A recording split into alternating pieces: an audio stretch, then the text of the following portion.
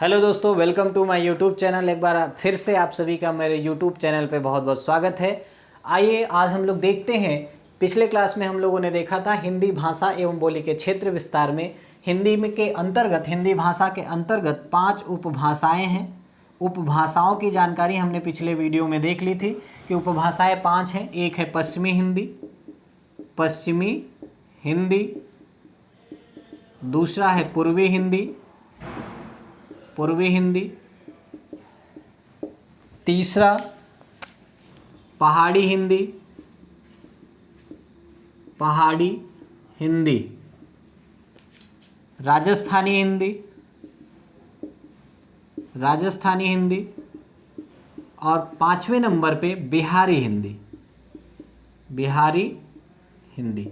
ये 5 उपभाषाएं हैं हिंदी के अंतर्गत, और इन 5 उपभाषाओं के अंतर्गत कई बोलियां शामिल होती हैं। पश्चिमी हिंदी के अंतर्गत हम लोगों ने देखा था कि पश्चिमी हिंदी के अंतर्गत हमारे पास ब्रजभाषा, खड़ी बोली, बुंदेलखंडी, कन्नौजी, हरियाणवी, इन 5 बोलियों के बारे में हमने जानकारी देखा था। जिन लोगों ने पिछली वीडियो को नहीं देखा होगा वो Sanjeev sir official YouTube channel visit कर उसके प्लेलिस्ट में जाकर पिछली वीडियो को देख सकते हैं। आज की इस क्लास में हम लोग पूर्वी हिंदी की चर्चा करेंगे। पूर्वी हिंदी का क्षेत्र विस्तार क्या है और पूर्वी हिंदी के अंतर्गत कौन कौन सी बोलियां आती हैं। तो पूर्वी हिंदी, पूर्वी हिंदी, पूर्वी हिंदी की बात करें कि इसका उद्भव कब कैसे हुआ, तो अर्धमागधी अपभ्रंश से, अर्धमागधी अपभ्रंश, अर्धमागधी अपभ्रंश से पूर्वी हिंदी का विकास होता है। इस पूर्वी हिंदी के अंतर्गत 3 मुख्य बोलियों को रखा जाता है, अवधी, बघेली एवं छत्तीसगढ़ी। 3 बोलियों को रखा गया। अगर बोली देखें तो पूर्वी हिंदी के अंतर्गत अवधी, बघेली एवं छत्तीसगढ़ी, इन 3 बोलियों को रखा जाता है। छत्तीसगढ़ी। आइए देखते हैं कि अवधी का क्षेत्र विस्तार क्या है, अवधी की विशेषता क्या है, अवधी से संबंधित क्षेत्र विस्तार, अवधी भाषा। सबसे पहले तो ये देखना है अवधी का उद्भव कैसे हुआ। हम देख रहे हैं कि पूर्वी हिंदी का विकास हुआ अर्धमागधी अपभ्रंश से, तो हम ये समझ सकते हैं कि अवधी, बघेली एवं छत्तीसगढ़ी, इन तीनों बोलियों का भी विकास अर्धमागधी अपभ्रंश से हुआ है। क्षेत्र विस्तार के रूप में देखें तो अवधी का क्षेत्र क्या है। अवधी के क्षेत्र के रूप में अगर हम देखें तो रायबरेली, लखनऊ, सुल्तानपुर, बाराबंकी, उन्नाव, फतेहपुर, हरदोई, सीतापुर, लखीमपुर, और भी क्षेत्र इसके अंतर्गत आते हैं। जो अवधी बोली है, अवधी बोली पूर्वी हिंदी के अंतर्गत है। इस अवधी बोली का क्षेत्र कहाँ है, रायबरेली के क्षेत्र में बोली जाती है। लखनऊ, सुल्तानपुर, बाराबंकी, उन्नाव, फतेहपुर, हरदोई, सीतापुर, लखीमपुर, इतने क्षेत्रों में किस बोली का विस्तार मिलता है, अवधी बोली का विस्तार हमको देखने को मिलता है। अन्य नाम देखें कि अवधी का अन्य नाम क्या है। अवधी से संबंधित अन्य नाम, अवधी को वैशाली बोली भी कहते हैं, वैशाली, वैशाली या वैश्यवाड़ी। मुख्य बात यह है कि अवधी के 2 अन्य नाम हैं, उपनाम हैं, जिसे वैशाली या वैश्यवाड़ी नाम से जाना जाता है। अगर अवधी के केंद्र की बात करें कि अवधी का केंद्र क्या है, अवधी भाषा का केंद्र या अवधी बोली का केंद्र, तो अयोध्या में सबसे ज़्यादा किस बोली का प्रचार प्रसार है, तो अवधी बोली का प्रचार प्रसार अयोध्या के क्षेत्रों में सबसे ज़्यादा है। इसीलिए केंद्र के रूप में किसे जाना जाता है, अयोध्या को जाना जाता है। प्रथम रचना की बात करें, अवधी भाषा की प्रथम रचना, अवधी बोली में प्रथम रचना, प्रथम रचना मुल्ला दाऊद की चंदायन है। मुल्ला दाऊद की चंदायन, चंदायन। डेट पूछे तो 1379। अवधी भाषा की जो प्रथम रचना है, अवधी बोली में जो प्रथम रचना है वो मुल्ला दाऊद कवि की चंदायन एक रचना है जो 1379 ईस्वी में रची गई और यही रचना अवधी बोली की प्रथम रचना के रूप में जानी जाती है। आइए थोड़ा सा और देखते हैं। ये बात तो हमने देख लिया, स्क्रीनशॉट कर लीजिए, आगे चलते हैं।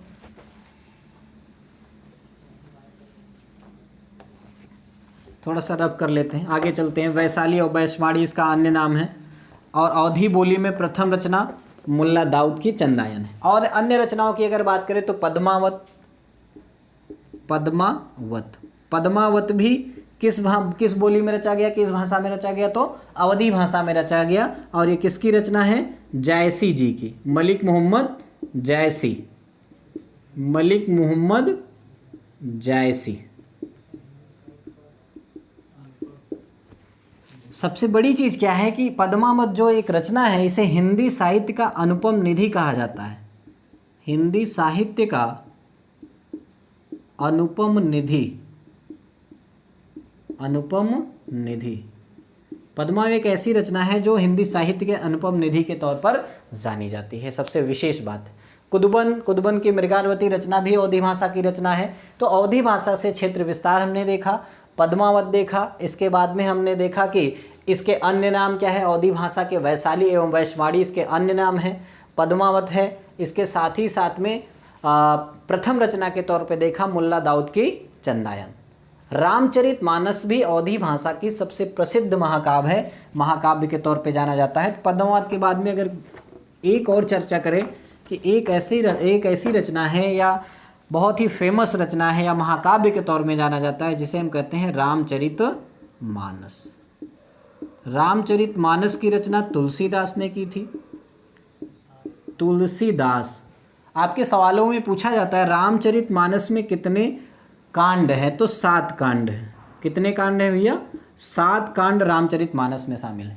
सबसे बड़ा कांड सवालों में आता है और सबसे छोटा कांड सवालों में आता है। तो सबसे बड़ा कांड इसका क्या है? बाल कांड। सबसे बड़ा कांड बाल कांड और सबसे छोटा कांड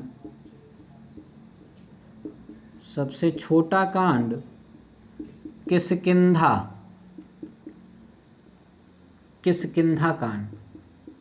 तो रामचरितमानस किस भाषा में रची गई? अवधी भाषा में रची गई। तुलसीदास ने रचा था। कितने कांड है? 7। और तो रामचरितमानस का सबसे बड़ा कांड कौन सा है? तो बालकांड के नाम से जाना जाता है। और रामचरितमानस का सबसे छोटा कांड किष्किंधा कांड के नाम से जाना जाता है। तो ये तो रहा अवधी भाषा का प्रसार क्षेत्र। आइए देखते हैं कि बघेली का क्षेत्र क्या है। बघेली के बारे में चर्चा कर लेते हैं। बघेली,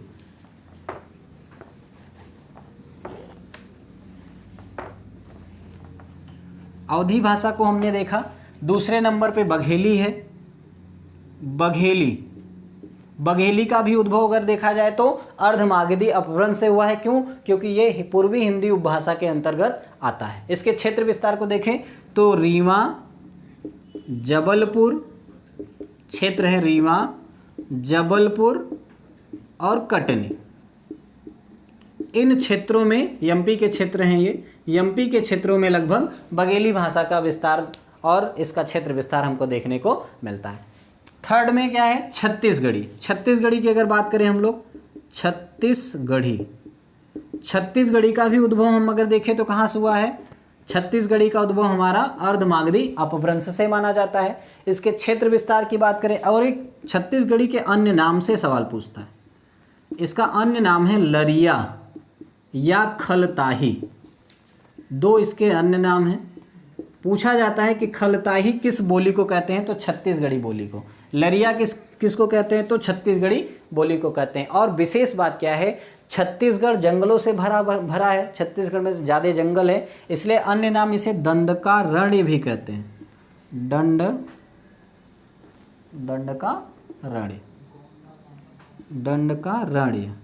दंडकारण्य मतलब जंगल होता है, इसे दंडकारण्य भाषा भी कहते हैं। और सबसे बड़ी बात है गोंडवाना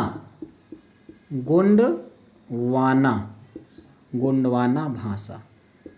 गोंडवाना भाषा क्यों कहते हैं? क्योंकि हमारे यहाँ छत्तीसगढ़ में देखा जाता है कि गोंड जनजाति सबसे ज़्यादा मात्रा में पाई जाती है और उन्हीं लोगों में क्या होता है, छत्तीसगढ़ी बोली का ज़्यादा प्रसार पाया जाता है। तो अन्य नाम इसके लरिया हैं, खलताही है, दंडकारण्य है, गोंडवाना भाषा है। और इसका क्षेत्र देखेंगे तो छत्तीसगढ़ के क्षेत्रों में ये बोली बोली जाती है।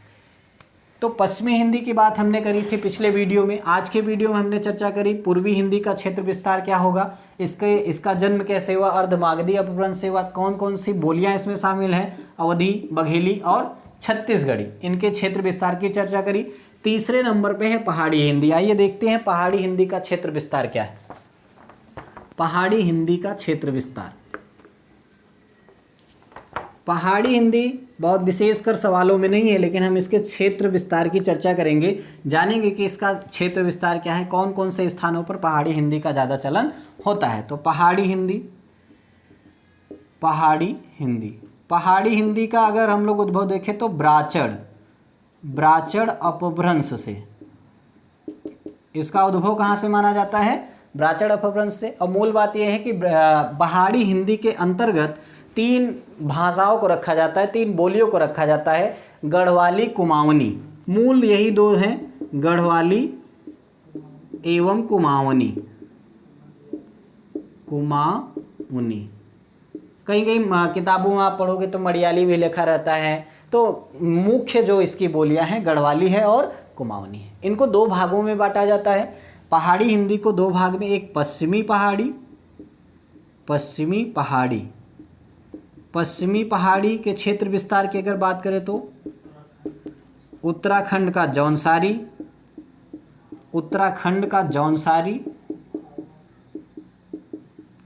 क्षेत्र, भांवर क्षेत्र,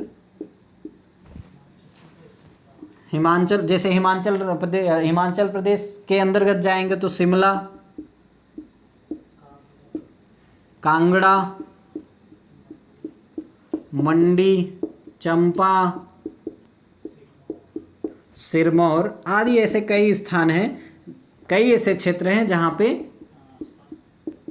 या कह लीजिए कि शिमला के आसपास क्षेत्रों में जो पहाड़ी इलाके हैं उसके क्षेत्रों में किस भाषा का प्रचार प्रसार ज़्यादा मिलता है, तो पश्चिमी पहाड़ी किस हिंदी के अंतर्गत आती है, तो पहाड़ी हिंदी के अंतर्गत आती है। दूसरा इसका जो रूप है मध्यवर्ती